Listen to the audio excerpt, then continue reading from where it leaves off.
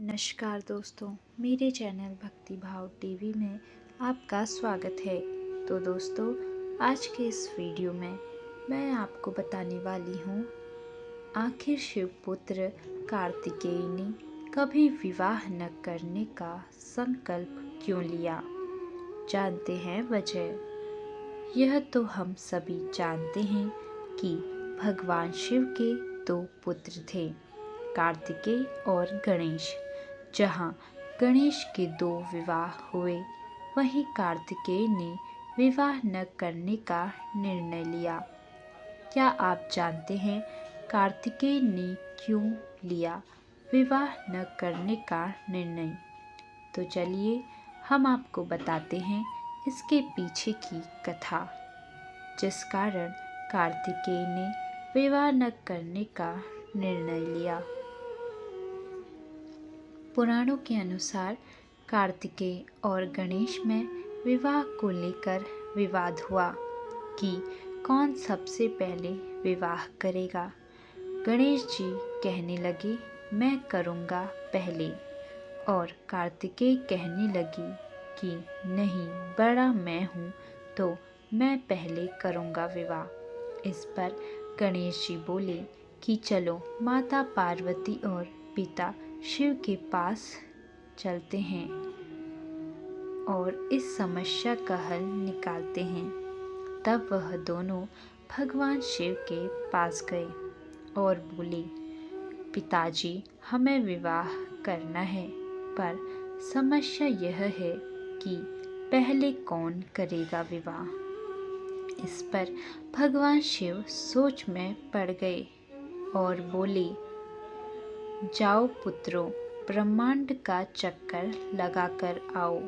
जो मेरे पास ब्रह्मांड का चक्कर लगाकर सर्वप्रथम आएगा, मैं उसका विवाह पहले कर दूंगा।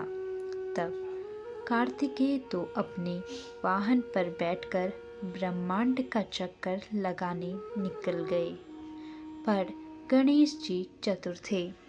गणेश जी ने माता पिता के चक्कर लगाकर ही यह कह दिया कि माता पिता के चरणों में ही ब्रह्मांड है।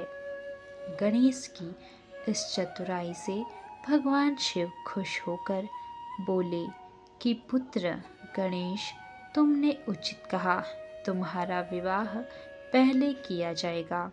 इसके बाद कार्तिकेय ब्रह्मांड का चक्कर लगा कर आए। तब तक गणेश का विवाह हो चुका था।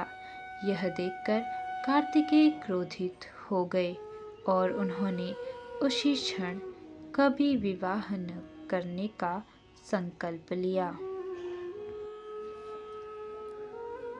जब अर्जुन को अहंकार हो गया, वही श्री कृष्ण के परम भक्त हैं।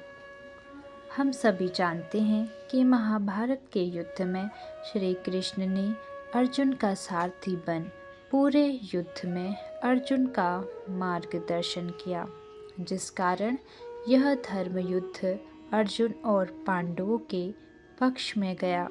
इसके अलावा महाभारत की कथाओं में ऐसे अनेक प्रेरक प्रसंग हैं जो मानव जीवन को आज भी कल्याण की ओर ले जाते हैं। ऐसा ही एक प्रसंग है जब अर्जुन को यह अहंकार हो जाता है कि इस संसार में वही श्री कृष्ण के परम भक्त हैं। ये बात श्री कृष्ण समझ जाते हैं और अर्जुन का अहंकार दूर करने के लिए वह अर्जुन को अपने साथ घुमाने ले जाते हैं। टहलते समय उनकी नज़र एक गरीब ब्राह्मण पर जाती है जो सूखी हुई घास का खा रहा था और उसकी कमर पर तलवार लटकी हुई थी। ये सब देखकर अर्जुन ने उस गरीब से पूछा, आप तो अहिंसा के पुजारी हैं। जीव हिंसा के भय से सूखी हुई घास खाकर अपना गुजारा करते हैं, लेकिन फिर हिंसा का यह उपकरण तलवार आपने क्यों अपने साथ रखा है? उस गरीब ब्राह्मण ने जवाब दिया, मैं कुछ लोगों को दंडित करना चाहता हूँ। अर्जुन ने आश्चर्य से पूछा, आपके शत्रु कौन हैं? ब्राह्मण ने कहा, मैं उन 4 लोगों को खोज रहा हूँ ताकि उनसे अपना हिसाब चुकता कर सकूं। सबसे पहले तो मुझे नारद की तलाश है, जो मेरे प्रभु को कभी आराम नहीं करने देते हैं, सदा भजन कर उन्हें जागृत रखते हैं। फिर मैं द्रौपदी पर भी बहुत क्रोधित हूँ। उसने मेरे प्रभु को ठीक उसी समय पुकारा जब वह भोजन करने बैठे थे। उन्हें तत्काल भोजन छोड़ पांडवों को दुर्वासा ऋषि की शाप से बचाने जाना पड़ा। उसकी हिम्मत तो देखिए, उसने मेरे प्रभु को जूठा खाना खिलाया। आपका तीसरा शत्रु कौन है? अर्जुन ने जिज्ञासा के साथ पूछा। वह है हृदयहीन प्रहलाद।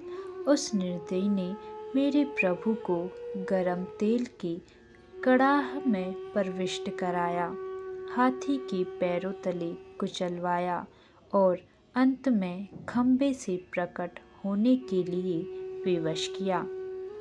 और चौथा शत्रु है अर्जुन। उसकी दुष्टता तो देखिए, उसने मेरे भगवान को युद्ध में अपना सारथी ही बना लिया। उसे भगवान की असुविधा का तनिक भी ध्यान नहीं रहा। कितना कष्ट हुआ होगा मेरे प्रभु को। यह कहते हुए उस गरीब ब्राह्मण की आंखों से आंसू छलक पड़े। यह सब देख अर्जुन का अहंकार पल भर में चूर चूर हो गया। उसने श्री कृष्ण से क्षमा मांगते हुए कहा, मान गया प्रभु, इन संसार में न जाने आपके कितने ही अनन्य भक्त हैं, मैं तो कुछ भी नहीं। तो दोस्तों, कैसी लगी आपको यह कहानी? कमेंट करके ज़रूर बताएं और ऐसी ही बहुत सारी कहानियों, कथाओं और जानकारियों को सुनने के लिए मेरे चैनल को सब्सक्राइब करें। धन्यवाद।